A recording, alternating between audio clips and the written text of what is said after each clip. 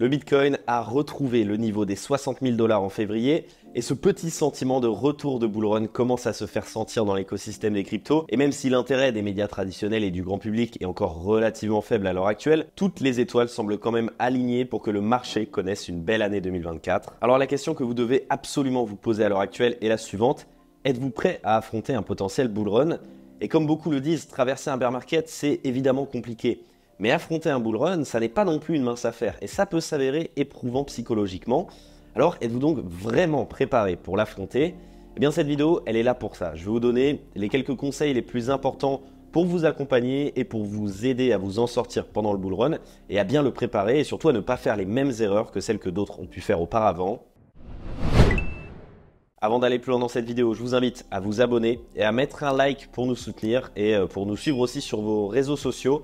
Pour ceux qui ne l'ont pas encore fait, évidemment, allez aussi me suivre sur mon Twitter, le lien est en bas de la description. Ça me fera vraiment plaisir de voir que vous m'avez suivi, donc merci à tous ceux qui vont le faire.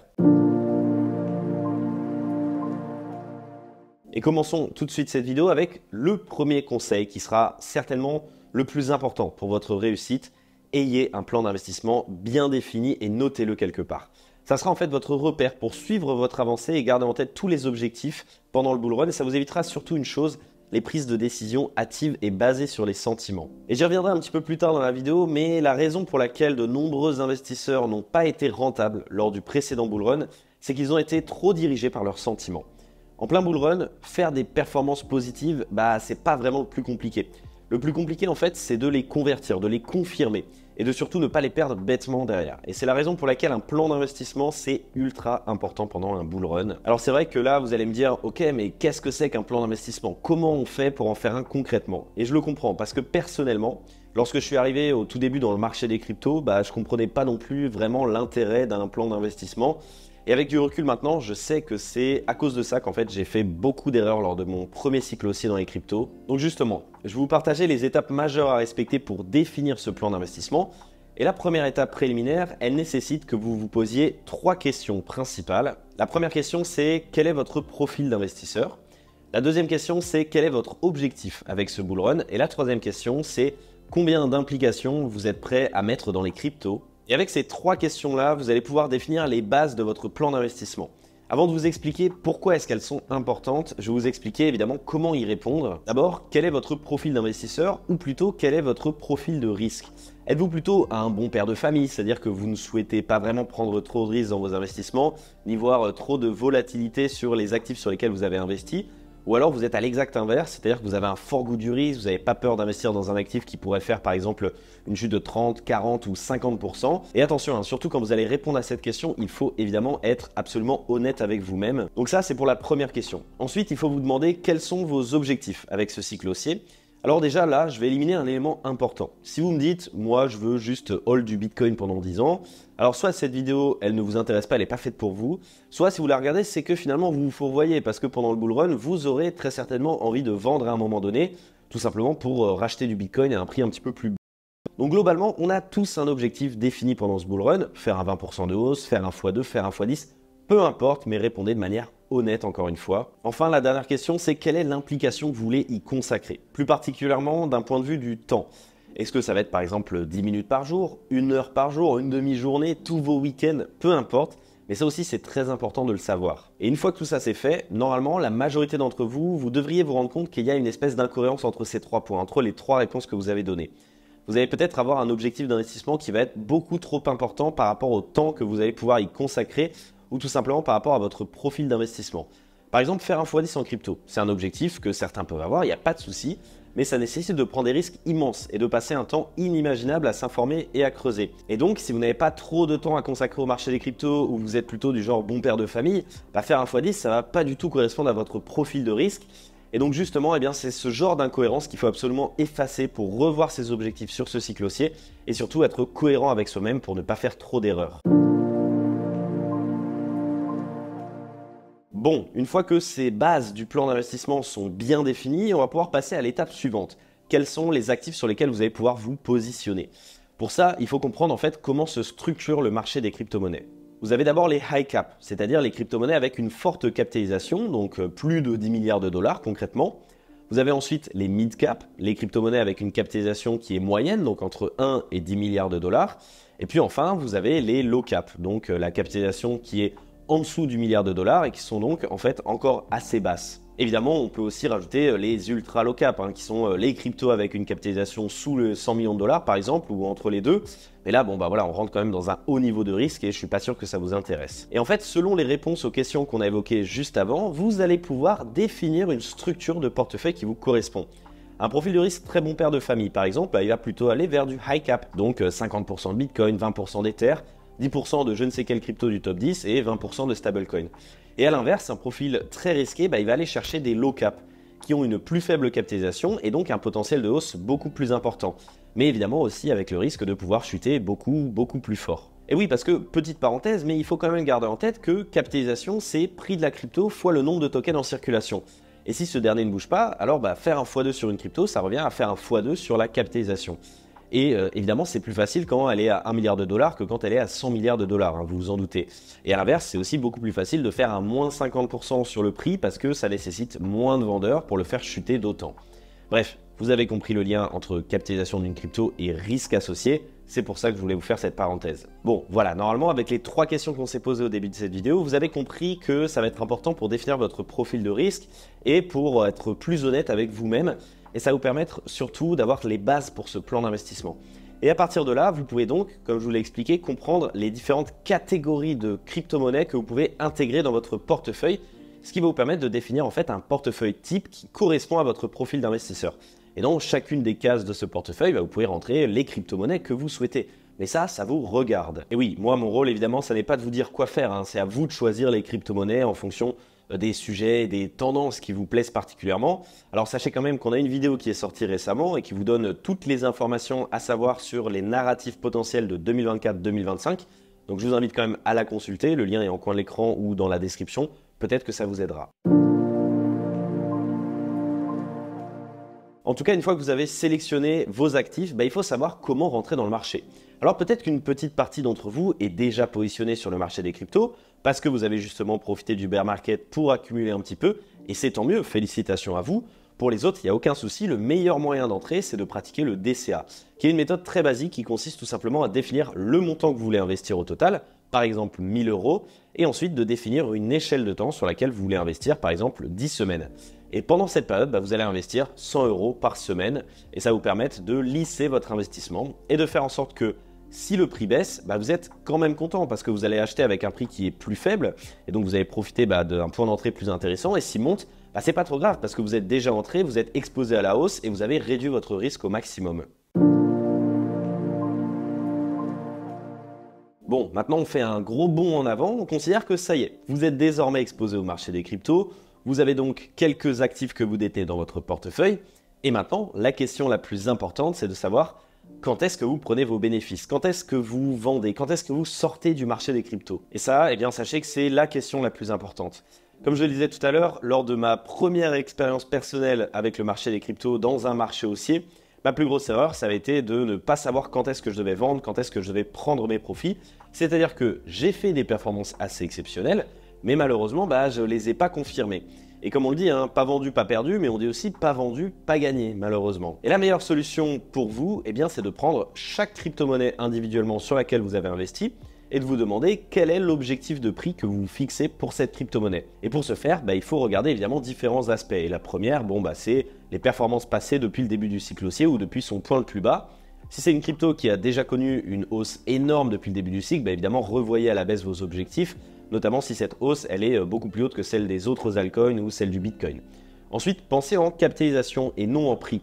Comme je le disais tout à l'heure, si on considère grossièrement que la quantité totale de tokens en circulation pour un projet ne va pas bouger, ce qui est évidemment pas le cas pour tous les projets, parce que je le rappelle, il y a souvent des émissions de tokens qui est faite en continu, ce qu'on appelle les token unlock, et souvent ça va diluer la quantité de tokens en circulation et donc diluer le prix. Mais bref, retenons quand même que la capitalisation c'est le nombre de tokens fois le prix et que ce nombre il est fixe. Donc prenons un exemple ensemble. Si on prend une crypto-monnaie A avec 1 milliard de dollars de capitalisation et qu'on vise un objectif qui est x10, on calcule l'objectif que ça représente, donc 10 milliards de dollars de capitalisation, et on va sur CoinGecko ou CoinMarketCap et on regarde quels sont les cryptos qui sont actuellement à 10 milliards de dollars de market cap. Est-ce que vous imaginez votre crypto-monnaie A être au même niveau que celles qui sont actuellement à 10 milliards de dollars de market cap? Ça c'est une excellente question à se poser, ça va être un très bon indicateur pour se dire si votre objectif il est atteignable ou s'il ne l'est pas du tout et auquel cas il faut le corriger. Et donc maintenant qu'avec ça vous avez défini un objectif de prix pour cette crypto sur laquelle vous avez investi qui est relativement cohérent, eh bien il va falloir se fixer des objectifs de vente. Et la meilleure manière de le faire, c'est de définir plusieurs paliers de vente au cours desquels vous allez vendre un pourcentage de ce que vous détenez à chaque fois jusqu'à atteindre votre objectif final. Et donc ça vous permet de lisser votre prix de sortie et de vous assurer des bénéfices même si votre crypto n'atteint pas l'objectif de prix final que vous étiez fixé. C'est un petit peu comme un DCA mais à la vente. Je vais vous donner un exemple simple pour le calcul. Imaginons donc qu'on est sur cette crypto-monnaie A et qu'on veut faire un x10. Et bien dans ce cas, comment est-ce qu'on va pouvoir vendre? Eh bien on va pouvoir décider de vendre 50% après un x2 du prix. Ça va nous permettre de récupérer notre capital de départ. Et ensuite, on va vendre 10% à x4, 10% à x6, 10% à x8 et enfin 10% à x10. Et là, si vous avez bien fait le calcul, eh bien, il vous reste 10% à vendre. Et pourquoi est-ce qu'ils sont là? Eh bien parce que c'est une stratégie importante dont je voulais vous parler dans cette vidéo. C'est ce qu'on appelle les moonbags. Et concrètement, en fait, ça va être très intéressant de pouvoir garder un petit pourcentage de votre bag de départ, donc du nombre de tokens que vous détenez au départ avec cette crypto-monnaie. Donc en l'occurrence, dans mon exemple, 10%. Et ça, même si votre crypto, elle a atteint son objectif final et qu'elle continue de monter. Et pourquoi est-ce que c'est extrêmement important de faire ça? Eh bien, tout simplement parce que si elle continue de monter, justement, vous n'allez pas être trop frustré de l'avoir montée et de ne pas en avoir conservé une petite partie. Et vous pouvez continuer d'être satisfait de l'avoir monté, tout simplement. Vous êtes encore dans le train, comme on dit. Et ça, c'est un élément psychologique qui est très important pour ne pas prendre de mauvaises décisions, telles que, par exemple, décider de racheter cette crypto à un prix qui est plus élevé parce que, justement, vous allez avoir continué de monter sans vous. Et donc ça, c'est souvent comme ça qu'on fait des grosses erreurs. Comme je vous le disais un petit peu tout à l'heure, le marché des cryptos, il évolue très vite. Et il est possible qu'il y ait des narratives ou des tendances à court terme qui se développent, et ce, même après que vous ayez commencé à investir dans le marché des cryptos. Et prenons un exemple, si vous vous intéressez aux solutions de seconde couche d'Ethereum comme Starknet, Scroll ou ZK-Sync, eh bien leurs tokens, ils ne sont pas tous lancés au moment où j'enregistre cette vidéo, et pourtant vous pourriez être totalement intéressé pour en détenir une petite partie. Alors comment est-ce qu'on fait? Parce que vous avez déjà défini vos objectifs d'investissement, vous avez déjà défini votre plan d'investissement, et puis surtout vous êtes déjà positionné sur le marché des cryptos. Alors il y a une solution, c'est que vous pouvez décider de conserver une petite partie de votre portefeuille en stablecoin pour justement pouvoir profiter de ces différentes opportunités qui arriveront potentiellement à l'avenir. Mais il y a une autre alternative, une autre stratégie qui s'appelle en fait la réallocation de portefeuille. Et oui, parce que comme vous vous en doutez, toutes les cryptos sur lesquelles vous allez investir ne vont pas connaître des performances similaires, ni même surtout des performances à la même vitesse. Il est fort possible qu'il y ait une des cryptos que vous détenez qui atteigne son objectif bien avant les autres. Alors dans ce cas, il est possible de se dire que, on reprend une petite partie des bénéfices qu'on a fait sur cette crypto et on décide de les placer sur un nouveau projet qui peut sembler intéressant, qui s'inscrit dans une narrative qui pourrait fonctionner ou dans laquelle on a confiance particulièrement, peu importe la raison. Alors évidemment, petite parenthèse, mais le choix de ce projet il doit être fait avec minutie. Il ne faut surtout pas le faire sous le coup de la pression ou parce que vous voyez qu'il y a d'autres personnes qui ont déjà fait des belles performances dessus, ou encore moins parce qu'il y a beaucoup de monde et particulièrement des influenceurs qui vous en parlent sur les réseaux sociaux. En fait, il faut le faire dans une stratégie logique d'investissement. Par exemple, en considérant que cet actif, il est dans une tendance intéressante, qu'il a sous-performé depuis le début du bull run et que vous pensez qu'il est possible que cet actif puisse rattraper son retard par rapport aux autres crypto-monnaies. Bref, cette stratégie de réallocation de portefeuille, elle peut potentiellement vous permettre de réaliser des meilleures performances, mais évidemment, et je suis obligé de vous le dire, elle est aussi très risquée parce que vous allez vous réexposer au marché des cryptos. Et c'est pour ça qu'il est préférable de replacer uniquement une partie de vos bénéfices, non pas votre mise de départ plus bénéfices, mais que une partie de vos bénéfices. Évidemment, il y a aussi un autre élément qui va entrer en jeu, c'est que cette stratégie, elle ne s'applique plus lorsque le bull run arrive à son terme. Et oui, ce serait quand même assez idiot de continuer à investir sans arrêt alors que le Bitcoin est très haut. Et donc, il me vient une autre question, comment essayer d'anticiper la fin du bull run ? Et oui, parce que tout ce que je viens de vous expliquer, c'est quand même très beau sur le papier. On vend un x2, on vend un x3, on vend un x4, on est gagnant, tout le monde est content. Mais vous en doutez, ce serait quand même beaucoup trop simple si ça se passait comme ça. Et ça va clairement pas se passer comme ça, hein. Il faut que je vous le dise. En fait, vos objectifs, ils sont certainement faux à un moment donné. Et ce serait une erreur de vous dire de ne rien faire et de les attendre. En fait, leur idée, elle est simplement de vous fixer un cap. D'avoir en tête une feuille de route pour vous souvenir pourquoi vous êtes entré en position et surtout comment vous aviez prévu de sortir à un moment donné, tout ça pour réduire au maximum l'aspect psychologique du marché. Et l'élément important qui va vous permettre de savoir où vous en êtes dans vos objectifs et surtout s'ils sont encore cohérents par rapport au marché, c'est la position où on est dans le bull run. En fait, il faut vraiment voir ça comme une jauge qui va démarrer plus ou moins lorsque Bitcoin dépasse son précédent ATH, on va dire, et qui va se terminer quand Bitcoin marque un nouvel ATH, moment où il faut évidemment avoir vendu, et ce, même si vos objectifs ils ne sont pas encore atteints. Mais justement, comment anticiper ça? Parce que évidemment, j'ai pas de réponse particulière à vous donner à cette question, hein. Je suis pas devin, et comme on dit souvent, j'ai pas de boule de cristal pour vous lire l'avenir. Si je l'avais, évidemment, je vous l'aurais dit avec grand plaisir. En revanche, ce qu'on peut faire, c'est s'intéresser aux précédents cycles haussiers, et regarder comment est-ce qu'ils se sont comportés. Et la structure, elle est quand même assez souvent la même. On a une longue période d'accumulation, qui correspond en fait au bear market, et puis enfin, on va démarrer le début de la hausse dans laquelle on se trouve actuellement avec un Bitcoin qui est aux alentours des 60 000 $. Et on se dirige tout droit vers notre ATH. Et à partir du moment où Bitcoin retrouve cet ATH, donc le prix le plus haut, 69 000 $ pour nous, c'est que en fait, on est dans cette phase d'euphorie où le marché il commence à monter de manière totalement parabolique, avec un enthousiasme des médias traditionnels, avec l'arrivée du grand public, une arrivée massive qu'on va tous sentir, tout le monde va en parler vraiment partout. Cette phase, elle dure très peu de temps, elle est très éphémère et quand elle se termine, il y a une petite phase baissière où les investisseurs ils sont un petit peu dans le déni, ça on s'en souvient. Et on pense que c'est tout simplement une petite correction avant que le marché, finalement, il décide de plonger et il retombe en bear market dans cette longue phase d'accumulation. Alors pourquoi est-ce que ça se passe comme ça? Eh bien, c'est intéressant quand même de vous l'expliquer un petit peu, même si ce n'est pas le sujet de la vidéo. En fait, il faut se dire que quand on est au plus haut sur Bitcoin, il y a beaucoup trop de personnes qui sont ultra positives à son sujet. Et donc, ils vont prendre tous énormément de positions acheteuses à la hausse, voire même avec des effets de levier. Sauf que lorsque le marché il va commencer à baisser, toutes ces positions elles vont se faire liquider. C'est-à-dire qu'elles vont être vendues évidemment. Et donc ça va faire chuter encore plus le marché, qui va venir liquider les positions en dessous, et ainsi de suite, et ainsi de suite. En fait, ça va entraîner une cascade de chutes violentes qui va faire dégringoler le Bitcoin. Bref, parce que je me suis un petit peu égaré, mais comme je vous disais tout à l'heure, il est très difficile d'estimer le moment où le marché des crypto-monnaies va se retourner. C'est ultra compliqué. Et en fait, l'élément qui pour moi va être celui que je vais suivre, c'est le Bitcoin, qui va être le métronome du marché des cryptos et qui va nous permettre de nous placer dans cette jauge sur le niveau d'avancement du bull run. Ce que je vais vous partager là, ce sont simplement mes convictions personnelles. Je vous dis, chacun va se faire son propre opinion. Je pense que d'autres ne seront pas du tout d'accord avec moi dans ce que je vais dire, mais je vais utiliser simplement mon avis pour pouvoir vous donner un exemple concret. Personnellement, je pense que le prix de 100 000 $ pour un Bitcoin, c'est une résistance qui va être évidemment énorme à passer, qui va être difficile à franchir. Et donc à ce stade, probablement que par sécurité, je serai moins exposé au marché des cryptos. Mais 100 000 $, ça n'est pas du tout mon objectif final. Au contraire, mon objectif final sur ce marché, ça va être un prix de 120 à 150 000 $ pour Bitcoin au prochain cycle, si évidemment ce cycle a lieu entre 2024 et 2025. Et c'est la raison pour laquelle, à ce stade-là, j'aurai plus certainement que mes fameux moonbags. Et ça, même si mes objectifs de prix que je m'étais définis pour les différentes cryptos sur lesquelles j'avais investi ne sont pas encore atteints. Eh bien, si c'est le cas, tant pis, je prendrai mes profits parce que je sentirai que le marché sera prêt à se retourner. Donc voilà, vous l'avez compris, avec cet exemple pour moi, c'est un ordre d'idée, mais Bitcoin va être le métronome pour définir notre positionnement dans ce bull run et je vous invite à faire de même avec vos propres objectifs. Tout ce que je vous ai dit auparavant, ce sont des conseils pour bien préparer votre bull run et pour vous assurer d'être cohérent avec le marché, cohérent avec vous-même évidemment, et surtout de prendre bien vos bénéfices. Maintenant, je voulais vous expliquer aussi pourquoi je vous disais tout à l'heure que traverser un bull run, ça peut aussi être très éprouvant psychologiquement, si ce n'est même plus que traverser un bear market. Et un des éléments auxquels il faut faire extrêmement attention, c'est de ne pas se laisser avoir par ce que je vais appeler le bruit. Alors je m'explique. Lorsque vous allez vous intéresser au marché des cryptos, vous allez commencer à suivre ça de plus en plus sur Twitter, sur YouTube, sur Insta, sur TikTok, sur Facebook, peu importe. Et vous allez donc avoir de plus en plus de recommandations à ce sujet. Parce que, évidemment, c'est comme ça que fonctionnent les algorithmes de réseaux sociaux. Vous aimez quelque chose, on vous propose du contenu là-dessus.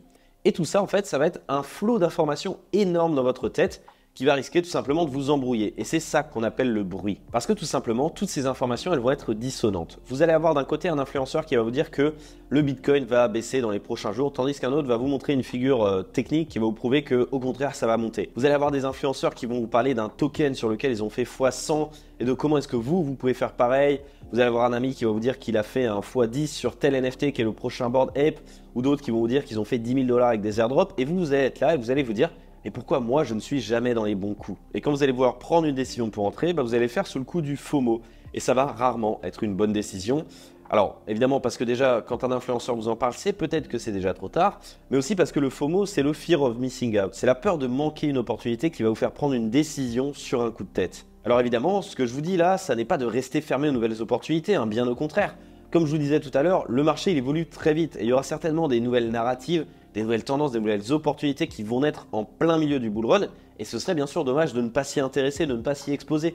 Néanmoins, il faut faire très attention à tout ce bruit qui va venir vous embrouiller l'esprit et vous faire prendre des mauvaises décisions. Donc voilà, le meilleur conseil que je pourrais vous donner, c'est de sortir de ce bruit, d'essayer de faire en sorte que les décisions que vous allez prendre ne sont pas corrélées à ce que vous allez voir sur les réseaux sociaux, ou en tout cas d'en être informé. C'est pour ça que j'en parle dans cette vidéo. Gardez en tête que ça va arriver, que vous allez voir énormément de gens apparaître sur les réseaux sociaux, créer du contenu sur les cryptos, vous dire ce qu'il faut faire, vous dire comment investir, vous montrer comment eux ils ont réussi à investir. Eh bien, sachez que ça va arriver, soyez préparés à le lire et surtout préparés à ne pas investir en conséquence de ce que vous allez lire sur les réseaux sociaux. C'est un élément que je trouve extrêmement important et c'est pour ça que je voulais en parler dans cette vidéo. Mais ça n'empêche certainement pas que ceux qui s'en sortiront le mieux, ce seront ceux qui réussiront à flairer les bons coups et à en profiter, mais surtout ceux qui prendront en fait des décisions réfléchies après des études approfondies et non pas sur un coup de tête parce qu'un tel vous a dit il faut faire ça.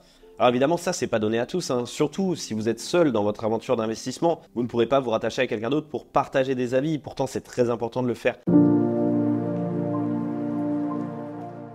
Alors évidemment, je veux certainement pas faire la promotion bête et méchante de Cryptos Research dans cette vidéo. En revanche, sur cet aspect-là, je trouve que c'est le meilleur avantage, à mon sens, de ce groupe, à savoir de pouvoir avoir en bull run un groupe dans lequel discuter avec d'autres gens et avoir des personnes de confiance qui vont pouvoir vous donner des informations de qualité. Mais surtout, alors que vous allez entendre parler de tout un tas de nouveaux protocoles, de nouveaux projets, de nouvelles cryptos, d'airdrop, vous allez vous demander est-ce que je dois y aller, est-ce que je ne dois pas y aller? Eh bien, vous aurez la chance d'avoir des analystes qui, eux, ont une expérience et une expertise qui est énorme, qui sont là depuis 2 voire 3 cycles pour certains et qui pourront vous faire en fait ce travail important de due diligence et d'analyse au préalable et de vous dire ça c'est intéressant, ça ne l'est pas. Donc voilà, ça vous aidera en tout cas à passer au travers tout ce bruit et à vous guider dans ce bull run. Encore une fois, je le répète, le but c'était pas de faire la promotion de Cryptos Research, mais vraiment pour moi c'est un aspect qui est primordial à mon sens et c'était l'occasion de vous en parler. Donc voilà, si ça vous intéresse évidemment, comme vous le savez, vous avez le lien dans la description. N'hésitez pas à jeter un petit coup d'œil et si vous voulez faire une étape avant, vous avez aussi le Discord public de Cryptos, vous aurez toute la communauté de Cryptos qui sera dessus et au moins vous pourrez quand même accès à des discussions avec des gens et ça c'est toujours intéressant. Donc voilà, on arrive à la fin de cette vidéo et normalement, ça y est, vous avez défini en fait votre plan d'investissement en crypto. Vous êtes prêt à affronter ce bull run. Vous vous êtes posé les bonnes questions pour définir votre profil d'investisseur, pour connaître votre appétence au risque et à partir de là, pour définir un profil type de portefeuille de crypto qui vous correspond avec différentes catégories. Ça peut être les high cap, les cryptos avec grosse capitalisation, ou ça peut être les low cap, des cryptos avec plus petite capitalisation qui ont un plus gros potentiel de hausse mais qui sont un petit peu plus risqués. Et à partir de là, vous allez pouvoir définir des objectifs de prix pour chacune de ces cryptos avec des objectifs de vente, des paliers à partir desquels vous allez vous dire, eh bien là, je vais vendre un certain pourcentage de mon bag. Et c'est important de garder ça parce que l'aspect psychologique, vous le dégagez en fait, il est plus là. Vous savez que vous devez vendre à partir d'un certain prix, et bien vous vendez à chaque fois qu'une crypto atteint ce prix. Et vous gardez aussi surtout en tête, et je vous ai bien insisté là-dessus, que le Bitcoin c'est le métronome de ce bull run. Quand vous sentez que le Bitcoin atteint un prix qui est beaucoup trop important par rapport à ce que vous pensez qu'il pouvait atteindre, eh bien vous savez que c'est peut-être le moment de sortir même si vos cryptos n'ont pas encore atteint leur objectif. Et surtout, gardez aussi en tête que vous allez être épuisé psychologiquement. Il y aura énormément de bruit sur les réseaux sociaux, etc. dans votre entourage. Vous allez voir plein d'infos qui vont être dissonantes, qui vont vous faire peut-être prendre des mauvaises décisions. Donc soyez préparés au fait que vous allez voir plein de choses vous arriver dans la figure. Soyez-y préparés et justement tout ce que je vous ai dit avant, ça vous permettra d'éviter que toutes ces infos vous fassent prendre des mauvaises décisions. Mais surtout, voilà, soyez bien entourés. Si vous devez rejoindre le Discord de Cryptos, peut-être que ça vous aidera. Si vous voulez accéder à Cryptos Research, ça vous aidera peut-être encore plus. En tout cas, voilà, normalement, avec cette vidéo, vous êtes mieux armé pour affronter votre bull run. J'espère en tout cas que ça vous aura aidé. Si c'est le cas, dites-le moi dans les commentaires. Si vous avez d'autres questions, peut-être aussi, dites-le moi dans les commentaires. Et encore une fois, abonnez-vous, mettez un like, suivez-moi sur mes réseaux sociaux. Et je vous dis à très vite pour une prochaine vidéo sur Cryptost.